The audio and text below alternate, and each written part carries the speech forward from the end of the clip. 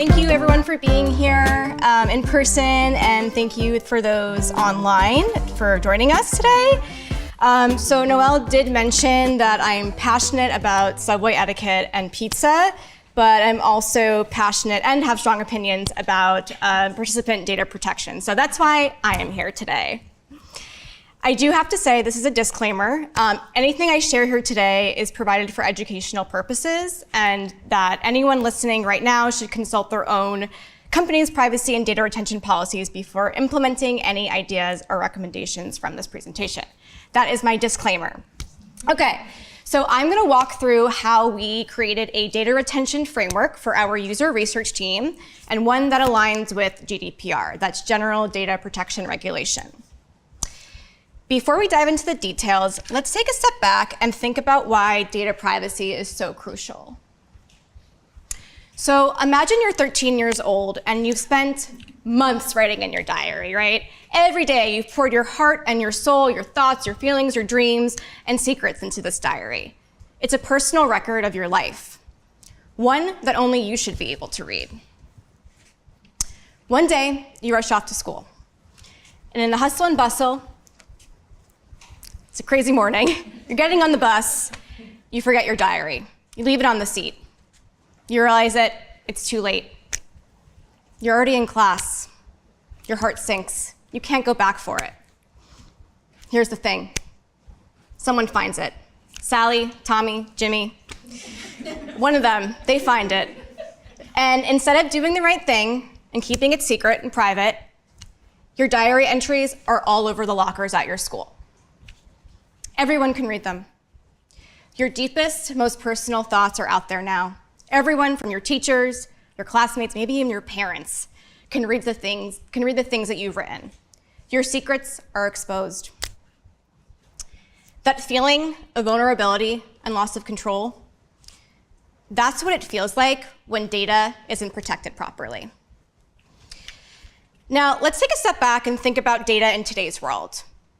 Your diary could be compared to the data, the personal data, that companies and organizations collect about you. So name, email, location, age, habits, even your thoughts. Just like your diary, your personal information can be misused or shared without your consent. Imagine if someone accessed your data and used it in ways you've never intended. I know that's happened to me, and I'm sure that's happened to all of us here. Okay, so today we're gonna focus on GDPR and why it matters. That's why we're here. Then I'm gonna walk through a case study, so how we created a data retention framework for our user research team, how we implemented that framework, and then I'll talk through what's next for us and some key takeaways. All right, GDPR and why it matters. So GDPR is like a lock and key system for a diary. It says you get to control who sees your personal information, and no one can take it without your permission. And if they do, there are serious, serious consequences. It's a comprehensive data privacy framework that establishes the rules of the road for collecting and processing personal data. And it imposes penalties for violators and offenders. It's also an EU regulation. And why am I saying that? Well, I have a question for everyone. Now that we've covered GDPR on a very high level and its far-reaching impact on data privacy, let's think about something a little unexpected. How does GDPR relate to something seemingly unrelated like Taylor Swift? Shout it out. Anyone online, feel free to drop it in the chat. There's no wrong answers. Well, maybe there are, but, and if no one has an answer, I can keep talking. It's forced upon you. I love that.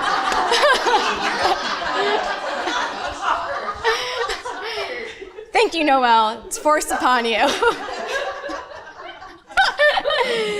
Well, aside from that, while the regulation is EU-based, it applies to any company that processes the data of EU citizens, no matter where they are in the world. It's a global best practice as well. Taylor Swift is also global. Taylor Swift's global fan base means her actions and decisions have far-reaching impact, just as GDPR affects companies and individuals around the world. At ServiceNow, we implement privacy by design principles, and GDPR informs our global standards for data privacy. That means we integrate privacy into every phase of product development and anything else that we do. Ensuring data protection is embedded at the core. This is also very, very important to me. Upholding ethical standards in user research reflects a commitment to customers and participants. We have a responsibility to respect and protect user privacy, especially when dealing with PII, that's personally identifiable information. User research is a privileged activity.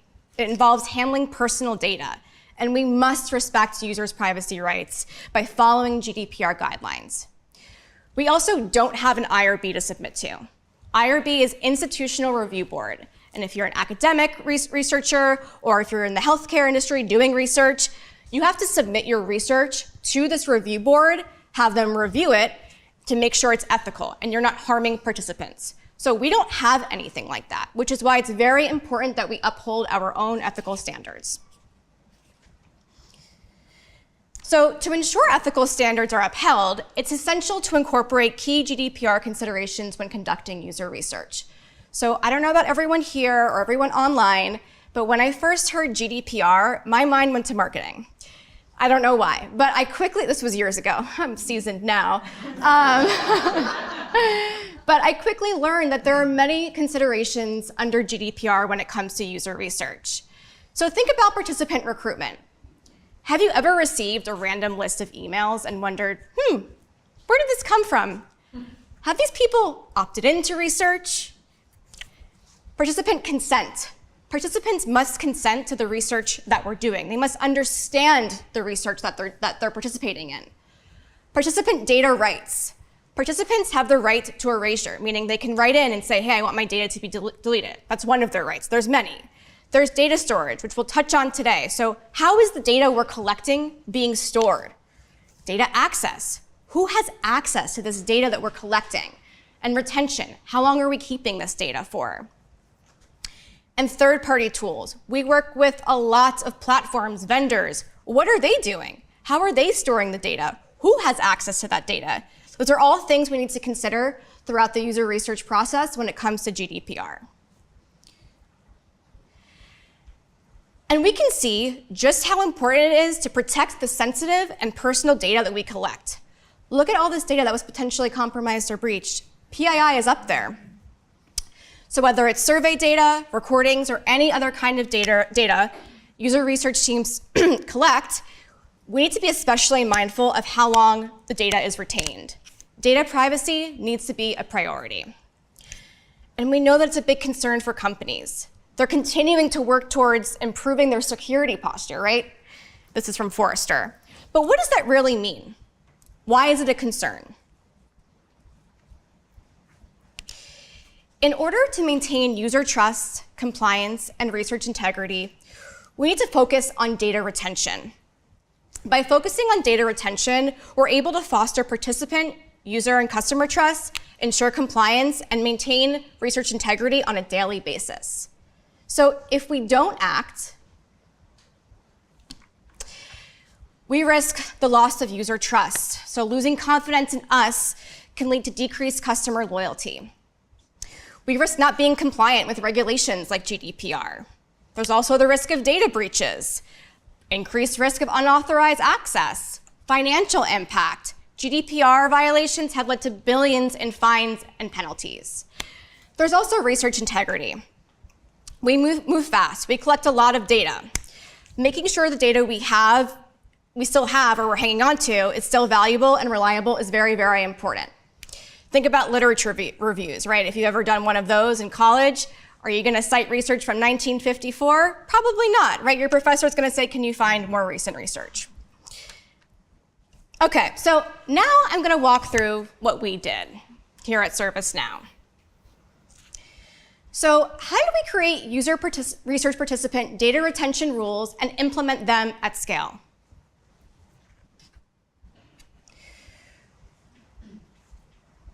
This is what a user researcher's digital chaos could look like, right? When it comes to data, relevance of insights, compliance management, standardization, backup management, long-term data management, setting timeframes and automation, data storage. This is truly chaotic when it comes to data, right? And here, our team is growing. And as our teams grow, so do our responsibilities. More researchers means more data collection, more user and customer interactions, and more complexities. It's exciting though, right? It often means we're taking on bigger, more impactful projects. However, this growth can also introduce more challenges when it comes to data management and compliance. So our team is growing. The data is increasing. The scale of data we collect in user research is growing. We gather more feedback, collecting data from multiple sources and even platforms. We need to collect data, right? It's part of conducting research. But it also means there's more data to protect and more chances for something to go wrong. And we don't want our data to look like this, sitting in this data graveyard. So more data requires more diligence to ensure GDPR compliance and participant privacy. The risk is increasing as well, this dumpster fire. So as the team and data grow, so does the risk. It's really important to proactively implement the right tools, processes, and policies to safeguard this kind of data. And even with the best of intentions, without strong data governance, risks remain. So it's really time to get this thing up and running. How we got started. Well, first we identified GDPR opportunities. We knew that retaining content indefinitely, particularly when it contains PII, is not compliant with best practices or regulatory requirements. So to align with compliance standards, we need to ensure that such content is managed and disposed of appropriately once it's no longer needed. This is something we worked on with our legal and privacy teams. We needed their guidance to make sure we're fully compliant with GDPR. It was important to engage legal and privacy teams early on so we can create a compliant and secure framework. So we partnered with them. We have really, really great legal and privacy teams. What was key to this collaboration was defining clear objectives, scope, and timelines to ensure mutual understanding and alignment, and really making sure that our legal and privacy partners understand what user research is and how our team works. It's very, very important. Developing our retention framework, that was next. So after we established this partnership, and after several conversations, emails, Word docs, it was clear that we needed to develop a retention framework that included rules and rationale for types of content containing participant data. Okay, so navigating the framework. At this point, I started to work with our knowledge management lead, Elisa Ewing, shout out, to make sure that what was created aligned with internal data strategies. Together, we researched industry best practices. What are other industries doing? And also what other companies or organizations are doing as well. Another disclaimer here that I have to read. Certain industries may be subject to laws and regulations that specify retention timelines and methods. So if your organization is subject to these types of laws, we recommend you partner with your legal teams. Okay, so after we navigated the framework and did a lot of work, we came up with the framework. So we have it set up by content type. And each content type has retention periods attached to them. So content, what user researchers collect or maybe create. So final research reports, interview audio recordings, interview recording clips, interview transcripts, interview video recordings. And then we have access controls and we have groups set up. So owners are those that created the content or uploaded the content. Editors are those who are allowed to edit the content. And then viewers are those who are only allowed to view, they cannot edit, they cannot download. I'm not going to dive too much into access controls today, but I thought that was important to share. We also have data deletion, right? So we have these retention periods, but what happens at the end of them? There needs to be some kind of data deletion. So we have deletion timelines set up in accordance with retention periods. There's also business needs. So certain types of content we may have to keep longer based on business need. And then storage location. We use SharePoint to store all of our content, and within SharePoint, we have a library, and within the library, we have product folders.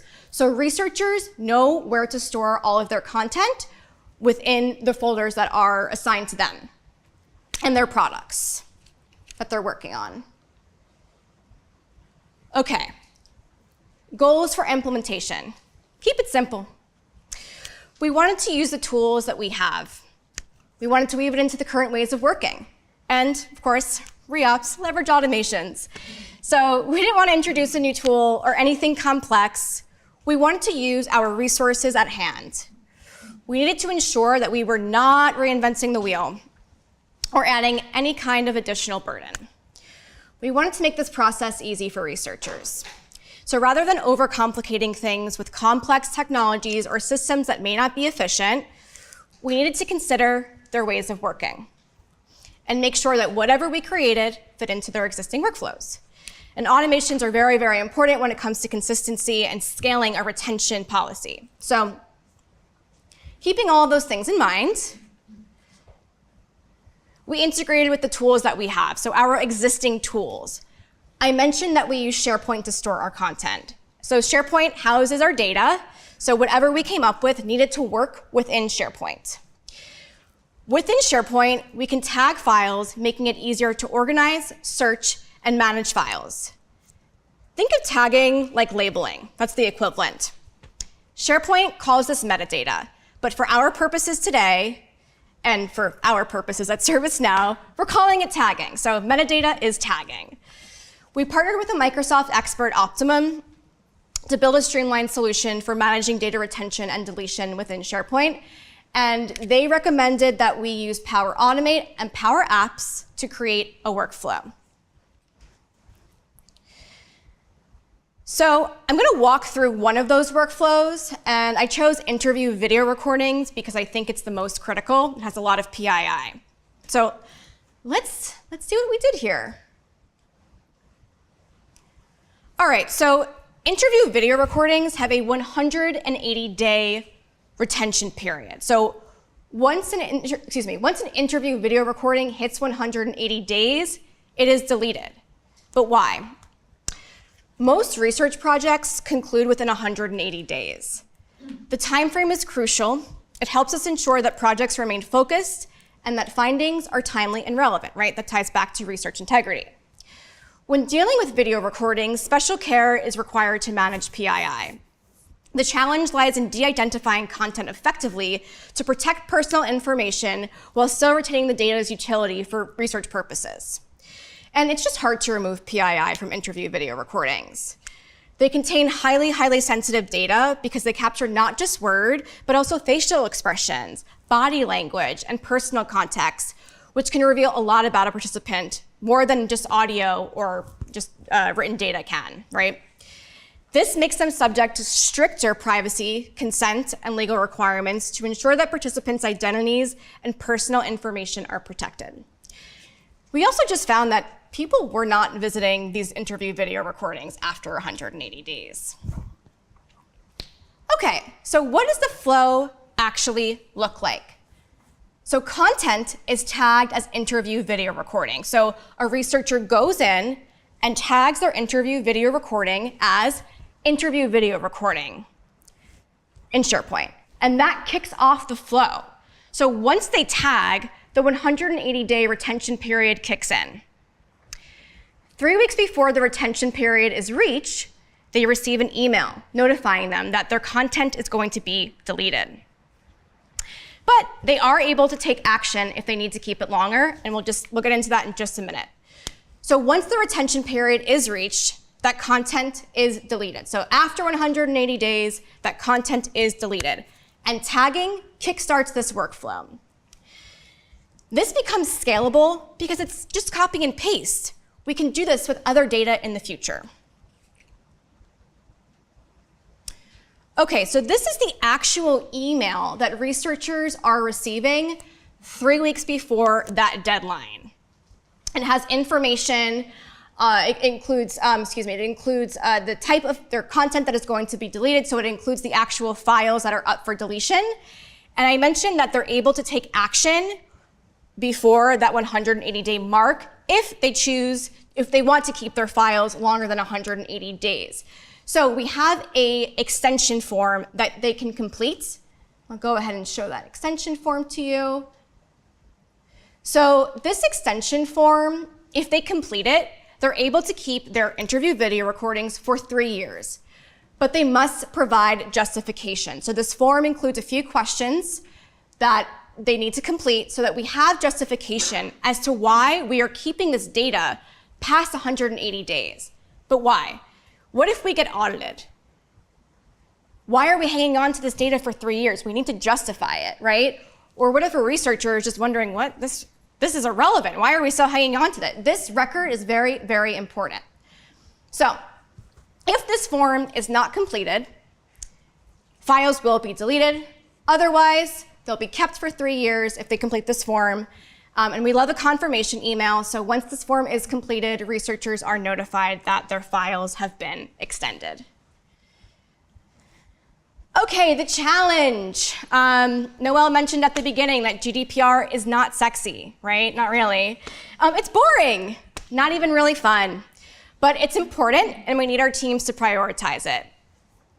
So one thing that we spent a lot of time thinking about is how do we make tagging content engaging and fun for our researchers while emphasizing the benefits of data privacy? We want it to feel less like a chore or another thing to do.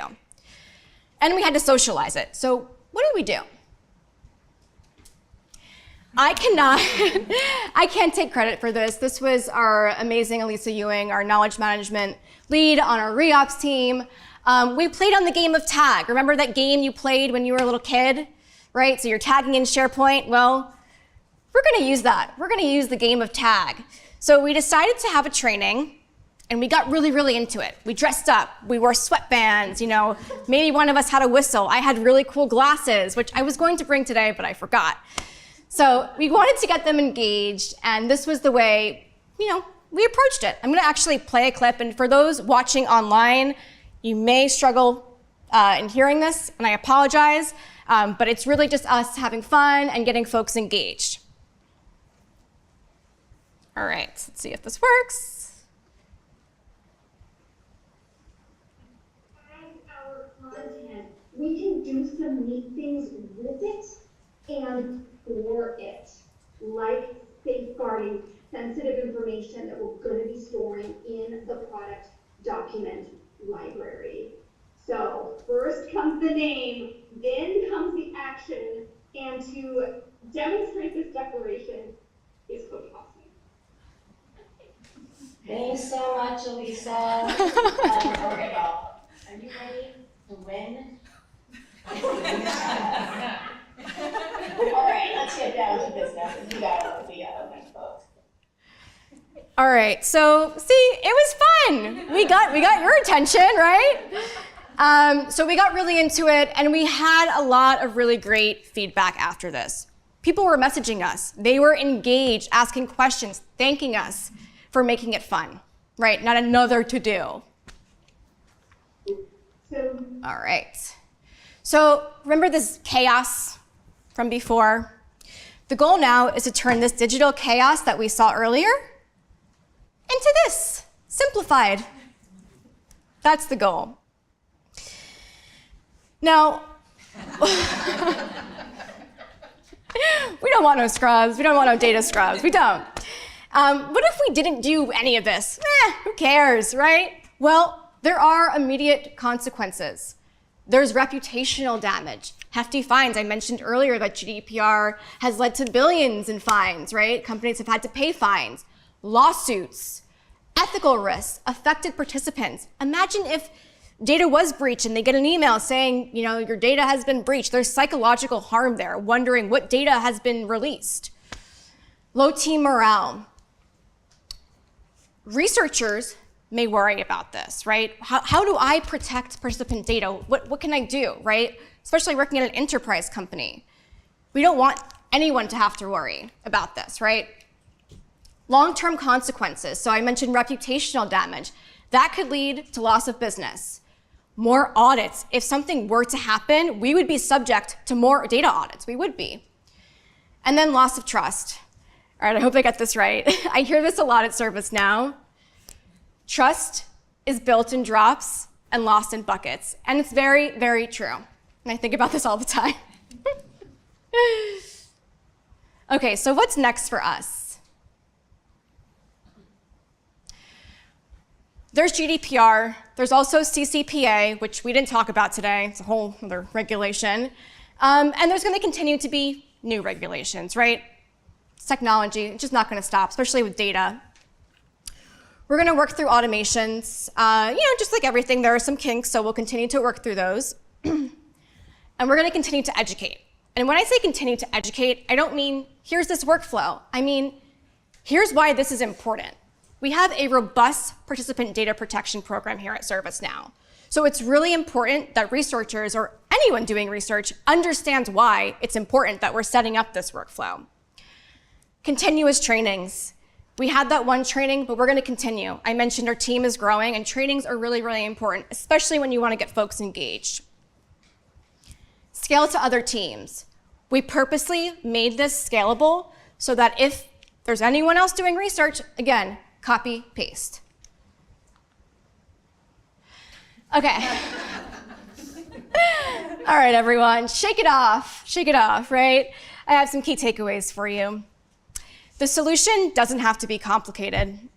We built with scalability in mind. So the system is scalable. Whether we're running a single study or hundreds of interviews, we can apply the same consistent automated processes across the board. We leveraged automations and existing tools. Automation is now central to our data retention process, ensuring compliance, security, and efficiency. I just can't help but laugh at this every time I look up. We created a data retention framework with our stakeholders. Working cross-functionally is very, very important. It's important to get that buy-in. We needed them in order to bring this to life. And now that we're able to automate so much of it that it's not as painful to get into our workflows. And then make it fun. Again, GDPR is not the most cut and dry, but it's really important, and we knew it was important to get people engaged. So while the thought of GDPR compliance may be super overwhelming, I hope you're able to see that you're able to protect your customers, make it scalable, and find opportunities to even make it fun for your research teams. All right, clicker. Data privacy is an everyday commitment. Here's the good news. As user research professionals, we actually have the power to protect our participants from that kind of feeling. Just like we wouldn't want our own personal diary sitting out there for everyone to read, we need to make sure that the data we collect is secure, right? That feeling in the beginning of your diary being left out. So it's on us to make sure that data is stored safely. While today's session was research operations focused, data privacy isn't just the responsibility of one team. It's not just a re-ops thing, right? It's everyone's responsibility. Whether in user research, development, or design, we're all part of creating a culture of respect around personal data. It's up to all of us to make sure that privacy is safeguarded every step of the way.